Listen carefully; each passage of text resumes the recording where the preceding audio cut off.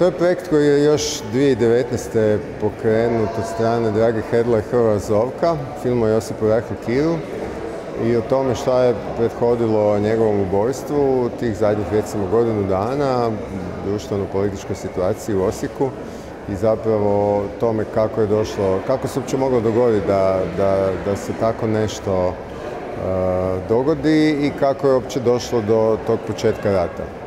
Arhivski materijal uglavnom dolazi iz arhiva Hrvatske radiotelevizije. Bilo je jako puno materijala kroz koje smo morali proći.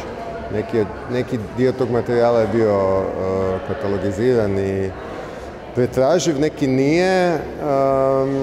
Mislim, bilo je izuzetno zanimljivo, ali isto tako i teško, jer smo u tom materijalu našli svakakve vrlo dramatične stvari, od kojih mnoge nisu ni u filmu.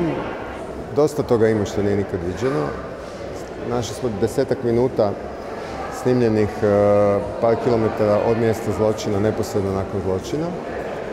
Imamo fotografije sa mjesta zločina iz policijskog uviđaja, imamo i dijelove intervjua sa Mirkom Tubićem, jednim od preživjelih ljudi iz tog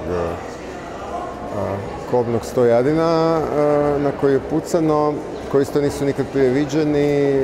Imamo na kraju jednu scenu koja je snimljena u današnje vrijeme, nečega što isto mislim da ljudi nisu svjesni da se događa.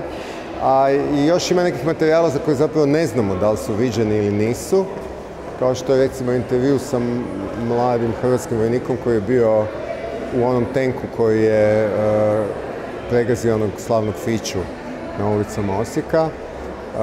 Nismo dobili potvrdu recimo da li je to bilo prikazano tada 1991. ili nije i u kojem obimu je bilo. Tako da imamo neke stvari koje nisu nikad prikazane, neke koje su bile skraćeno prikazane, neke za koje nismo sigurni. Mislim da bi trebalo biti zanimljivo i ljudima koji znaju sve o tom slučaju, a naravno i ljudima koji ne znaju puno. Ima dosta sličnosti između ovog filma i mog prošlog filma o zbjegu u El Shat. U oba dva filma vizualni dio se sastoji od arhivskih materijala, najvećim dijelom, s tim da su u El Shatu to uglavnom bile fotografije, ovdje su video snimke, a u Ofu slušamo protagoniste, to je svjedoke tih događaja.